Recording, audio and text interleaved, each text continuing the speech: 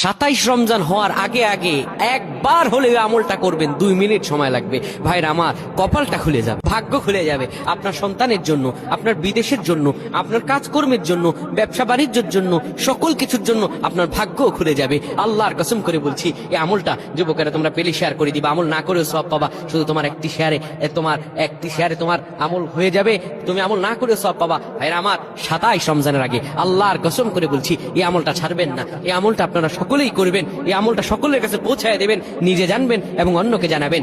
যত মানুষ বিপদগ্রস্ত আছেন, যত অভাবে আছেন, বিদেশে থেকে দেশে আসতে পারতেছেন না, বিদেশ যেতে পারতেছেন না, বিপদের উপর বিপদ লেগে আছে, 27 রমজান হওয়ার আগে আমলটা করেন। 2 মিনিট সময় লাগবে, বেশি না। যখন ঈশার নামাজ আপনি পড়বেন, ঈশার নামাজের পরে ওযু করে নেবেন, সুন্দরভাবে পবিত্র পরিচ্ছন্ন হয়ে বিছানাটা ঝাড়ু দিবেন।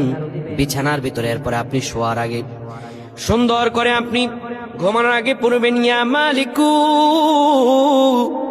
ইয়া মালিকু 100 বার পড়বেন। এরপর ইয়া খাবিরু 100 বার পড়বেন। তারপর একবার দুরূদ শরীফ পড়বেন। এরপরে 2টা হাত তুলে আল্লাহর কাছে যা দোয়া করবেন, আপনার দোয়া করতে দেরি হবে, আমার আল্লাহ কবুল করতে দেরি করবেন না। আল্লাহুম্মা আমিন।